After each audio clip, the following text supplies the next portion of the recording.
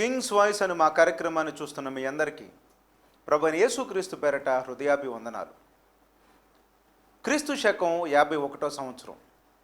అపోస్తలుడైన పౌలు గారు తన second missionary journey, first missionary జర్నీని ముగించుకుని తర్వాత సెకండ్ మిషనరీ జర్నీని ప్రారంభించాడు. ఈ సెకండ్ మిషనరీ జర్నీలో ఆసియాలో తన వాక్యం ప్రకటించిన తర్వాత మొట్టమొదటిసారిగా యూరప్ ఖండంలోకి అడుగు పెడుతున్నారు. ఇలా యూరప్ ఖండంలో అడుగుపెట్టి యూరప్లో తొలిగా వాక్యాన్ని ప్రకటిస్తున్నటువంటి ప్రాంతమే ఫిలిప్పి. ఈ ఫిలిప్పి అనే ఒక ప్రాంతానికి చేరిన తర్వాత అక్కడ ఎక్కడ చూసినా కానీ అందరూ అన్యజనులే. ఇలాంటి అన్యజనుల మధ్య అక్కడ ఒక అద్భుతాన్ని చేసి పూతోను అని ఒక దెయ్యం పట్టిన దాన్ని వదిలగొట్టి ఒక గొప్ప అద్భుతాన్ని చేస్తే జనాలందరూ ఆశ్చర్యపోయారు. మరి ఈ పూతోను అనే దెయ్యంతో వ్యాపారం చేస్తున్నటువంటి కొంతమంది వాళ్ళందరూ కుట్ర పన్ని మా బిజినెస్కి దెబ్బ తగిలింది కాబట్టి పౌలు గారిని ఏదో ఒకటి చేయాలని చెప్పి పౌలు గారిని కొట్టారు. మరి అక్కడే కొరడాలతో కొట్టారు, ఒళ్ళంతా గాయాలైన తర్వాత పౌలు గారిని తీసుకెళ్ళి జైల్లో పెట్టారు. పౌలు శీలలో ఇద్దరు కలిసి జైల్లో పడేశారు. ఫిలిప్పు అనే పట్టణంలో జైల్లో క్రీస్తు శకం 51వ సంవత్సరంలో. ఈ జైల్లో పెట్టేసిన తర్వాత ఇప్పుడు మన సబ్జెక్ట్ స్టార్ట్ అవుతుంది. ఎక్కడ? జైల్లో. ఈ జైల్లో పౌలు గారు గాయాలతో ఒళ్ళంతా రక్తం కారుతా ఉంది. కొద్ది ప్రాంతాలు అయితే ఎండిపోయి, మరి కొద్ది ప్రాంతాలు అందులోంచి కొద్దిగా సెమీ ఫ్లూయిడ్గా అది కదులుతూ నెప్పులతో అల్లాడిపోతూ ఉంటే నువ్వేం చేస్తావు? ఎలాంటి సిచ్యువేషన్లో నేను చర్చికి రమ్మంటే నువ్వు వస్తావా? రావు కదా. చర్చికి రమ్మంటే చిన్న తలనొప్పి వస్తేనే ఈరోజు తలనొప్పిగా ఉంది బ్రదర్ చర్చికి రానని అంటున్నావు. కడుపులు నొప్పి వచ్చింది కదా అందుకని చర్చికి రానంటున్నావు. ఏదో చిన్న రాగానే కడుపుల నొప్పులకే, కాళ్ళ నొప్పులకే, ఒళ్ళు నొప్పులకే, తల నొప్పులకే నువ్వు చర్చికి రాకుండా నువ్వు మానేస్తూ ఉంటే సంఘాలలో ఎలాంటి సాకులు ఎక్కువ ఈరోజు. ఎందుకు రాలేదు అంటే కారణం ఇదే, ఏదో ఒక నొప్పి అని చెప్పి ఈ నొప్పులతో అనేక మంది సాకులు చెబుతున్నారు. మరి ఇలాంటి టైంలో పౌలు గారు ఏం చేస్తున్నారంటే బైబిల్ నుంచి చదువుతాం. అపోస్తుల కార్యాలు 16వ అధ్యాయం 23వ వచనం. వారు చాలా దెబ్బలు కొట్టి వారిని చెరసాలలో వేసి భద్రముగా కనిపెట్టవలనని చెరసాల నాయకునికి ఆజ్ఞాపించిరి. అయితే అర్ధరాత్రి పూట ఏం చేస్తున్నారో 25వ వచనంలో చదువుతాం. అయితే మధ్యరాత్రి వేళ పౌలును శీలయు దేవునికి ప్రార్థించుచు కీర్తనలు పాడుచూ ఉండిరి, ఖైదీలు వినుచూ ఉండిరి. జైల్లో అర్ధరాత్రి పూట ఈ మిడ్ నైట్ టైంలో ఒక మిడ్ నైట్ వర్షిప్ సర్వీస్ జరుగుతుంది, ఆల్ నైట్ ప్రేయర్ జరుగుతుంది. జైల్లో ఒక చర్చి సర్వీస్ స్టార్ట్ అయింది, వర్షిప్ సర్వీస్ స్టార్ట్ అయింది. జైల్లో అర్ధరాత్రి పూట వాళ్ళు పాటలు పాడుతున్నారు. వీళ్ళు పాటలు పాడుతుంటే పక్క నుంచి ఏమొస్తుందో తెలుసా? వాళ్ళందరూ సైలెన్స్, పిన్ డ్రాప్ సైలెన్స్. పాటలు పాడుతుంటే వాళ్ళందరూ వచ్చి వింటూ ఉన్నారు. అబ్బా ఏం పాడుతున్నారు పాటలు, అద్భుతం. ఎందుకు పాడుతుంది ఎవరు? లోపల ఎక్కడో ఉన్నారు, వాయిస్ మాత్రం వినిపిస్తుంది, మనుషులు కనపట్లేదు. అందుకని శ్రద్ధగా ఆలకిస్తూ ఉన్నారు. జైల్లో జరుగుతున్నటువంటి వర్షిప్ సర్వీస్. ఈ శ్రద్ధగా ఆలకిస్తూ వీళ్ళు పాటలు పాడుతుంటే పౌలు శీల అర్ధరాత్రి పూట. ఈరోజు కొంతమందికి అర్ధరాత్రి పూట ఎవరికైనా వాక్యం చెబుతూ ఉంటే ప్రశాంతంగా నిద్రపోతూ ఉంటారు. 9 దాటంగానే 10 దాటంగానే వాక్యం అనగానే ఈ టైంలో వాక్యం ఏంటి బ్రదర్, నిద్రపోయే టైం కదని చెప్పి అంటూ ఉంటారు. పౌలు గారికి తెలియదు అది నిద్రపోయే టైం అని, శీల గారికి తెలియదు అది నిద్రపోయే టైం అని. వాళ్ళకి తెలిసినా కానీ దేవుని కొరకు రాత్రనక పగలనక అవకాశం వచ్చిన ప్రతి అవకాశాన్ని వాడాలి, సువార్తను ప్రకటించాలి, దేవుని స్తుతించాలి. 24 గంటలు అవసరమైతే దేవుని స్తుతించాలి. అది మిడ్ నైటా, మిట్ట మధ్యాహ్నమా, ఉదయకాలమా, సాయంకాలమా, ఏ పని చేస్తున్నా కానీ దేవుణ్ణి స్తుతించాలి. దేవుణ్ణి ప్రేమించిన వాళ్ళు చేసే పని అది. ఇలా మిడ్ నైట్ టైంలో వాళ్ళ పాటలు పాడుతూ ఉంటే ఖైదీలు వింటూ ఉన్నారు. ఈ ఖైదీలు వింటూ ఉండగా ఈ ఖైదీలో మారు మనసు వచ్చింది. పాటలు వింటే పాటలు వింటూ ఉండగా వాళ్ళకి మారు మనసు వచ్చింది. ఇంతకీ అది అసలే ఫిలిప్పి అనే మహాపట్టణం. ఆ పట్టణంలో జైల్లో ఉన్నారంటే వాళ్ళందరూ కరుడు కట్టినటువంటి దొంగలు, కరుడు కట్టినటువంటి క్రిమినల్స్, మర్డర్లు చేసి వచ్చిన వాళ్ళు, రేపులు చేసి వచ్చిన వాళ్ళు, మోసాలు చేసి వచ్చిన వాళ్ళు, ఇలాంటి రకరకాల క్రైమ్ చరిత్ర ఉన్నటువంటి వాళ్ళందరూ అక్కడ చేరితే వీళ్ళందరూ కొద్దిసేపు చేస్తున్నటువంటి ఆ వర్షిప్లో వాళ్ళలో ఏం కలుగుతుందో తెలుసా? మారు మనసు కలుగుతుంది.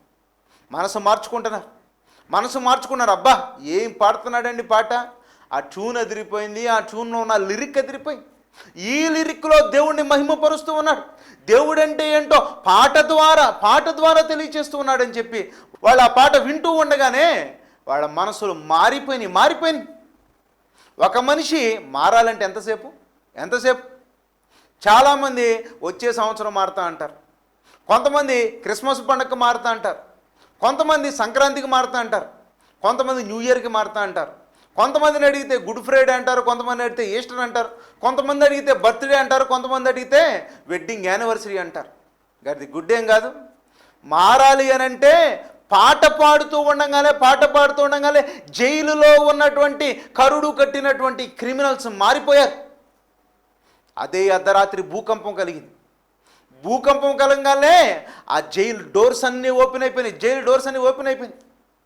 సాధారణంగా జైల్లో ఉండే ఖైదీలు ఏం చేస్తారంటే సరంగాలు తవ్వుకొని అక్కడ నుంచి ఎలా పారిపోవాలని చెప్పి ట్రై చేస్తూ ఉంటారు. ఆంధ్రప్రదేశ్లో ఇంటర్నేషనల్ ఫేమస్ దొంగ ఒక అతను ఉన్నాడు, స్టువర్ట్పురం. అతని పేరే టైగర్ నాగేశ్వరరావు. ఈ టైగర్ నాగేశ్వరరావుని చూడాలి అని చెప్పి ఇందిరాగాంధీ, అప్పుడు ప్రధానమంత్రి అయినటువంటి ఇందిరాగాంధీ గారు కూడా అడిగారు, ఆయన ఎలా ఉంటాడో నేను చూడాలి. సెలబ్రిటీ, దొంగల్లోనే సెలబ్రిటీ. ఇలాంటి టైగర్ నాగేశ్వరరావుని నేను చూడాలి అని అడిగితే ఛాలెంజ్ చేసి మీ ఇంటికి వచ్చి మీ ఇంట్లో దొంగతనం చేస్తానని చెప్పి వెళ్ళి దొంగతనం చేసి వచ్చినటువంటి మహానుభావుడు ఎవరో తెలుసండి? టైగర్ నాగేశ్వరరావు. ఈ టైగర్ నాగేశ్వరరావుని తమిళనాడులో పులాల్ జైల్లో పెట్టారు. ఈ సెంట్రల్ జైల్లో పెడితే అక్కడ నుంచి ఛాలెంజ్ చేసి అక్కడ నుంచి పారిపోయారు.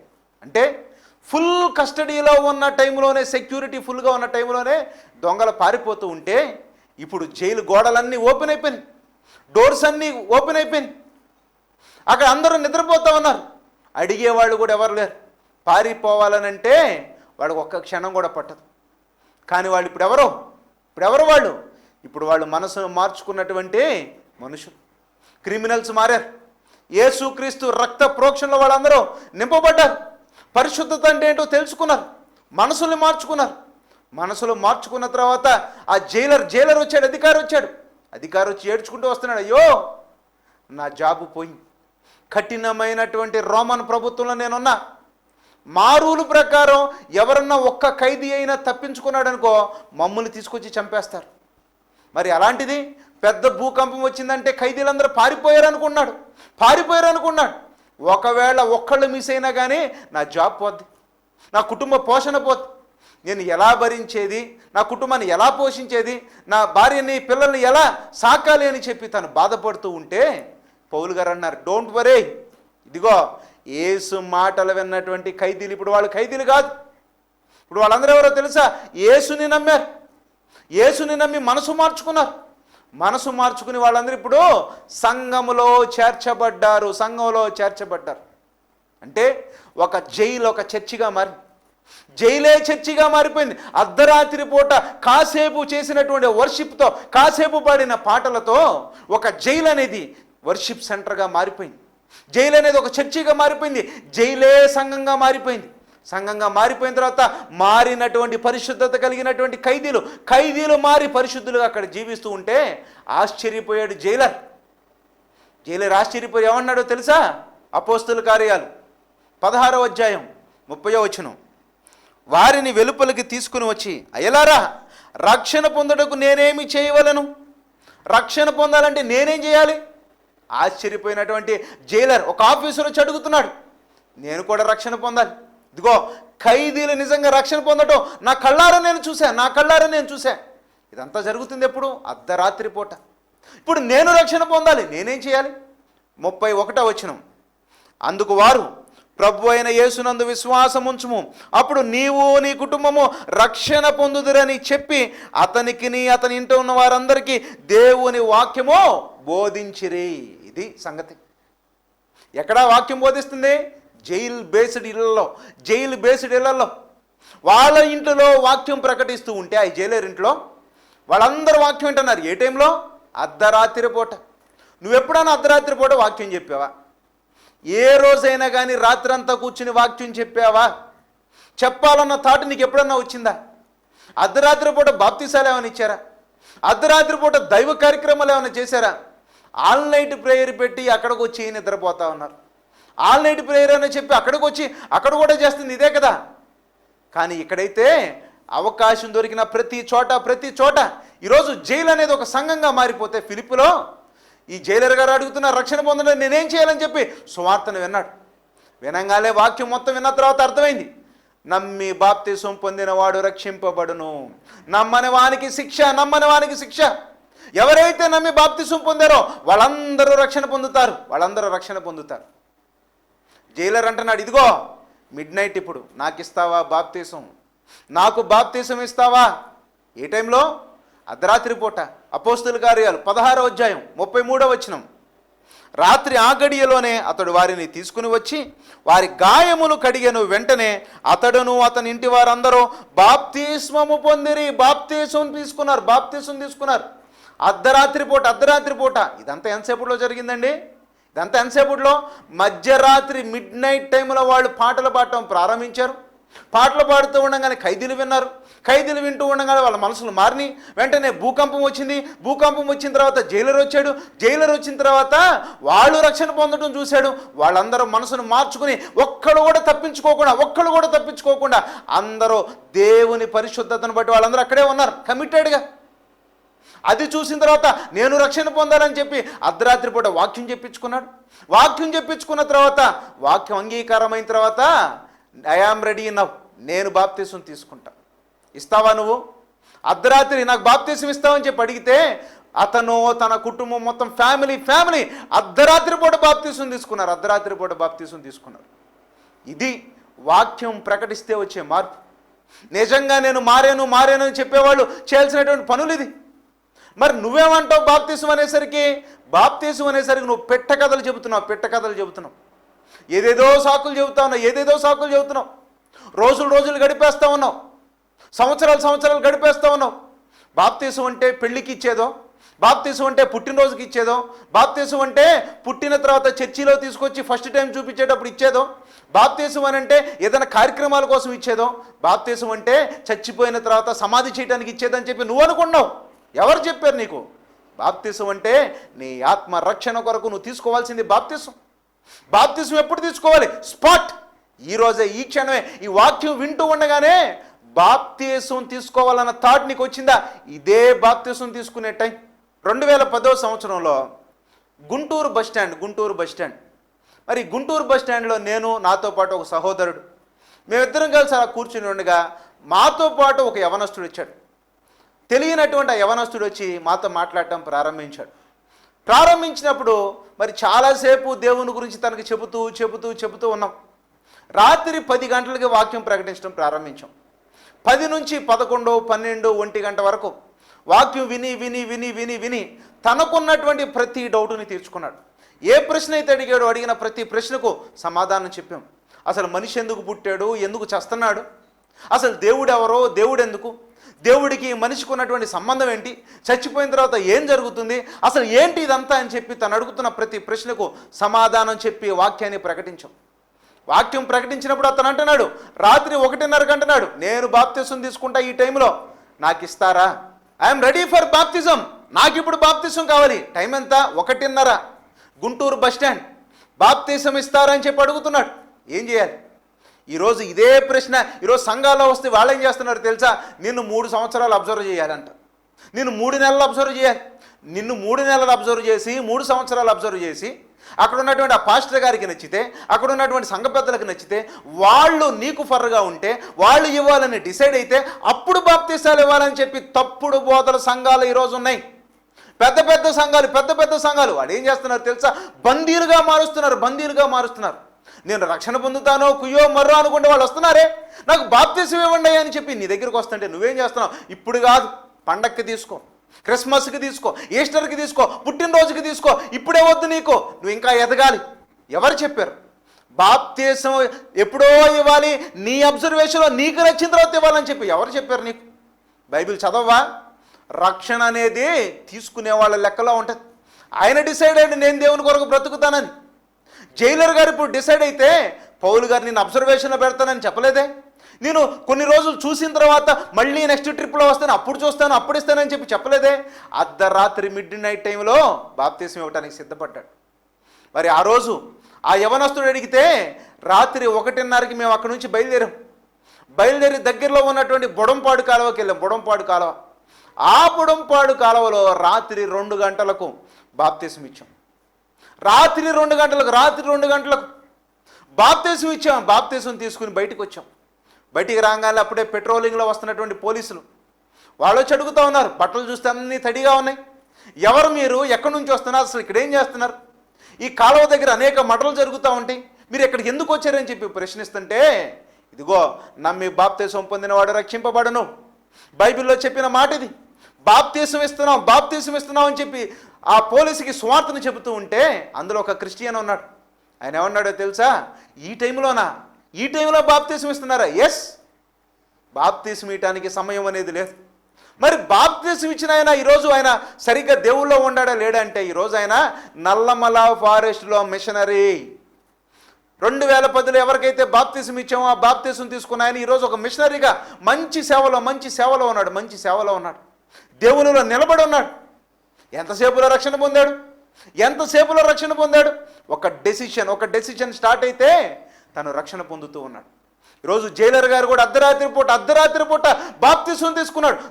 తన కుటుంబం అంతా కలిసి పౌలు శిలల చేతుల మీదుగా అర్ధరాత్రి పూట ఫిలిప్పి అనే పట్టణంలో క్రీస్తు శకం 51వ సంవత్సరంలో జైలులో జరుగుతున్నటువంటి ఒక గొప్ప కార్యక్రమం. అంటే జైలు అనేది ఒక చర్చిగా మారిపోయింది. మరి ఈరోజు నీ చర్చి ఎలా ఉందో ఒకసారి చెప్పు. ఈరోజు సంఘాలు ఎలా మారిపోయినాయి తెలుసా? జైలులాగా మారిపోయింది. ఈరోజు సంఘాలన్నీ జైలుగా మారిపోయినాయి. అదేంటి, సంఘాలు మంచి బిల్డింగ్ కదా, ఎటు పడితే అటు తిరుగుతున్నావు, జైల్లాగా లేదే నువ్వు అంటున్నావా? నీకన్నీ కట్టుబాట్లే, నీకన్నీ రూల్సే, నీకన్నీ రిస్ట్రిక్షన్సే. పక్క డినామినేషన్ వాడికి నువ్వు వందనాలు పెట్టే స్టామినా కూడా నీకు లేదు. నీకు బోధించట్లా.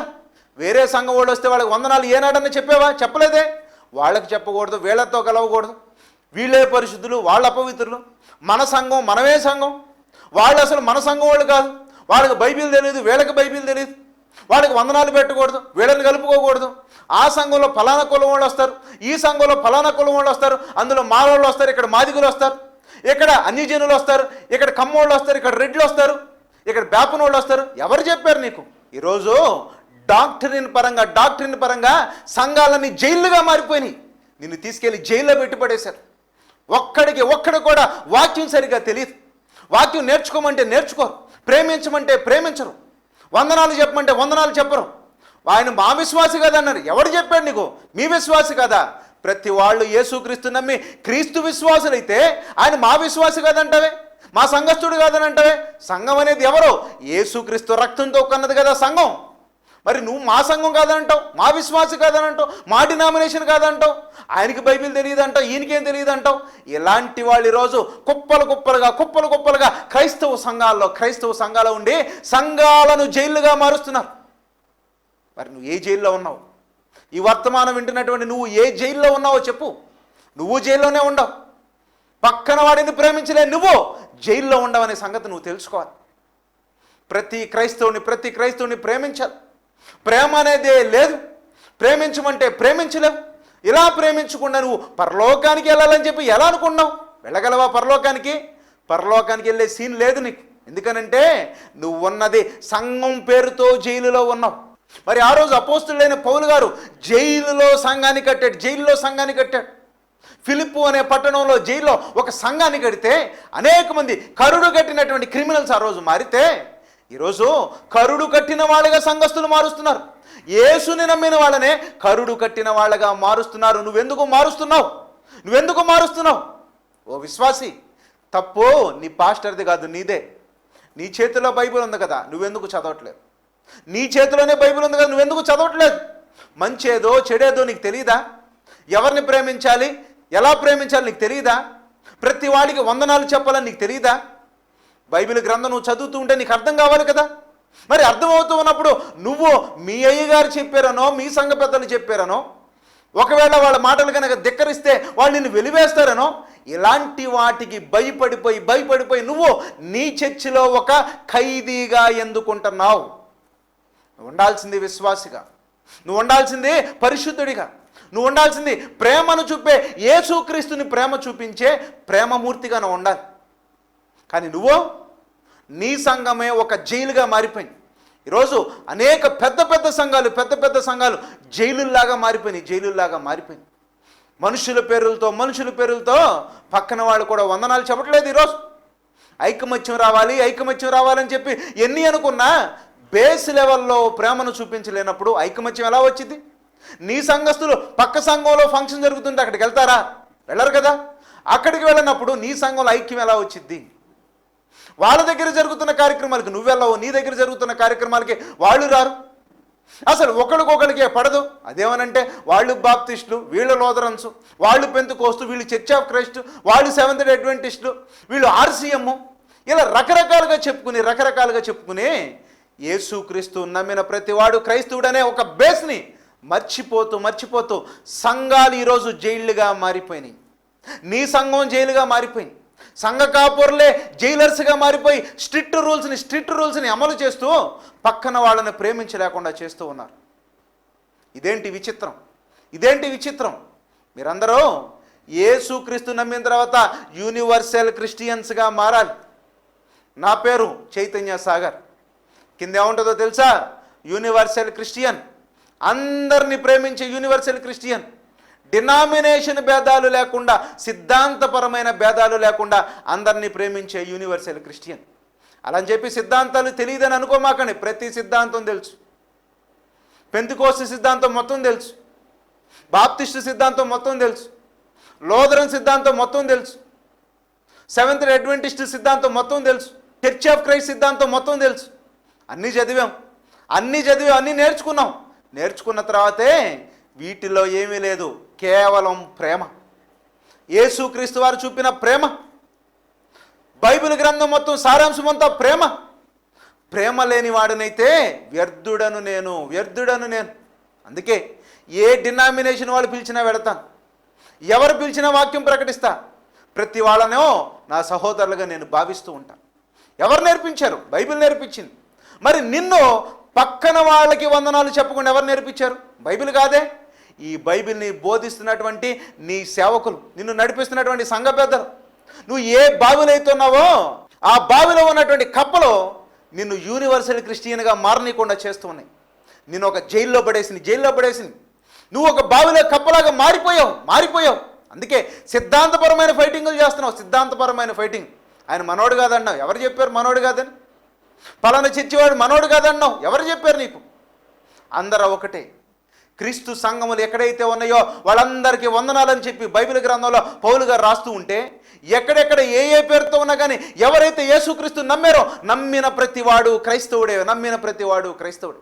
వాళ్ళందరినీ ప్రేమించాల్సినటువంటి డ్యూటీ మన మీద ఉంది. మరి నువ్వు ప్రేమించాలి. ఎందుకనంటే ఈరోజు ఈ వర్తమానం ద్వారా జైలులో నుంచి నువ్వు బయటికి రావాలి. నీ సంఘంలో ఉన్నటువంటి ఆ కట్టుబాట్లు, ఆ రూల్స్ పెట్టుకుని పక్కన వాళ్ళని ద్వేషించే మనస్తత్వంలోంచి నువ్వు బయటికి రావా? ఖచ్చితంగా రావాలి. అదేమనంటే వాళ్ళు బైబిల్ మిషన్ వాళ్ళండి, వాళ్ళ దగ్గర మేము బాగుండి అని అన్నావు. ఎవరు చెప్పారు నీకు? వాళ్ళు ఆర్సీఎం వాళ్ళండి, వాళ్ళ దగ్గర నేను బాను అన్నావు. ఎవరు చెప్పారు? వాళ్ళు క్రిస్టియన్స్ కాదా? వాళ్ళు సెవెంత్ డే అన్నావు. సెవెంత్ డే అయితే నీకేమైంది? యేసుక్రీస్తుని నమ్మారు కదా, యేసు రక్తంలో కడగబడ్డారు కదా. కడగబడితే నీ ప్రేమించి చూపించు, నీ ప్రేమను చూపించు. సిద్ధాంతపరమైనటువంటి ఫైటింగ్ల తర్వాత, డాక్ట్రిన్ ఫైట్ సంగతి తర్వాత, ముందైతే ప్రేమను చూపించు. ఒకవేళ వాక్యం తప్పుగా ఉందా, ఖండించాల్సిన టైంలో ఖండించు, అందులో ఏ డౌటు లేదు. వాక్యంతో ఖండించు, వాక్యంతో బుద్ధి చెప్పు, అందులో తప్పేం లేదు. కానీ డినామినేషన్ పేరులతో మీరు దూరం కావద్దు. సిద్ధాంతపరమైనటువంటి భేదాలతో మీరు దూరం కావద్దు. కొంతమంది డిస్టర్బెన్స్ కలుగు చేసేవాళ్ళు అనేక మంది క్రైస్తవులు ఉన్నారు. మరి ఇలాంటి వాళ్ళందరికీ గొడ్డలు పెట్టిగా ఈ ప్రసంగం ఉండాలి. పౌలు గారు అర్ధరాత్రి పూట బాప్తిసం ఇస్తున్నారే, అర్ధరాత్రి పూట బాప్తిసం ఇచ్చి ఒక జైలు మొత్తాన్ని సంఘంగా మార్చేశాడు. వాళ్ళందరూ మారారు, జీవితాలను మార్చుకున్నారు. కరుడు కట్టినటువంటి క్రిమినల్స్ అందరూ మారి వాళ్ళందరి తర్వాత జత పనివారు పౌలు గారితో జత పనివారుగా కూడా మారారు వాళ్ళు. ఇలా మారారు అని అంటే ఒక్కసారి బావిలో కప్పగా ఉన్నటువంటి నీవు, సంఘం అనే జైల్లో ఉన్నటువంటి నీవు ఒకసారి ఆ జైలు గోడలు బద్దలు కొట్టుకుని క్రీస్తు ప్రేమలో నుంచి బయటికి రా. ప్రేమించండి, ఈరోజు ప్రేమించండి, అందరినీ ప్రేమించండి. మీరు కనుక ప్రేమించడం చూపిస్తే ప్రపంచం మొత్తానికి ఆ యేసుక్రీస్తు అంటే ఏంటో తెలియజేసి అనేక మందిని మార్చుట కొరకు, అనేక ఆత్మల సంపాదన కొరకు మీరందరూ అడుగులు వేయాల్సిన వాళ్ళు. అంతేగాని బావిలో కప్పలాగా నువ్వు ఉండాలని కాదు. పరిశుద్ధుడా, ప్రేమామయుడా, సర్వశక్తిమంతుడా, మా వినికిడిలో దయచేసి నీ వర్తమానాన్ని ఆశీర్వదించండి. నీ బిడ్డల ప్రభా ప్రేమతత్వంతో రేగి ప్రేమను పంచే బిడ్డలుగా, డినామినేషన్ భేదాలు లేకుండా ప్రతి ఒక్కరిని ప్రేమించే యూనివర్సల్ క్రిస్టియన్స్గా మార్చమని యేసు నామములో అడిగి వేడుకున్నాం తండ్రి, ఆమెన్. క్రీస్తు రాకడ ధ్వని, యేసుక్రీస్తు వారి రెండవ రాకడ వర్తమానాలు మీ గ్రామంలో అందించబడును. ఆసక్తి కలిగిన వాళ్ళు సంప్రదించండి. అలాగే పబ్లిక్ మీటింగ్స్ ఏర్పాటు చేయదలిచిన వాళ్ళు క్రింది కనిపిస్తున్నటువంటి నెంబర్ని సంప్రదించండి. మీ ఏరియాలో బైబిల్ సెమినార్స్ పెట్టి బైబిల్ అధ్యయన తరగతులు కావాలనుకున్న వాళ్ళైతే క్రింది కనిపిస్తున్న ఈ నెంబర్ని సంప్రదించండి. ఉచితంగా వచ్చి మీకు వాక్యాన్ని ప్రకటిస్తాం. Scientific thrillers, historical messages, archaeology messages, sensational messages, Bible controversies, బైబిల్లో ఉన్న గ్రంథాల వివరణ, ప్రతిరోజు ఉదయం 5 గంటలకు మార్నింగ్ లైవ్ వర్షిప్ సర్వీస్, ప్రతిరోజు రాత్రి 10 గంటలకు నైట్ వర్షిప్ సర్వీస్, వారంలో 4 మెసేజెస్ యూట్యూబ్లో అప్లోడ్ చేయబడుతుంది. మరి 1000 ప్రసంగాలు మీకు అందరికి అందించాలని ప్రయాసపడుతూ ఉన్నాం. ఈ ప్రసంగాలు వినదలిచిన వాళ్ళు కింగ్స్ యూత్ చైతన్య సాగర్ అనే యూట్యూబ్ ఛానల్ని షేర్ చేయండి, లైక్ చేయండి, సబ్స్క్రైబ్ చేయండి. ప్రభువైన యేసుక్రీస్తు పేరట వందనాలు తెలియజేస్తున్నాను.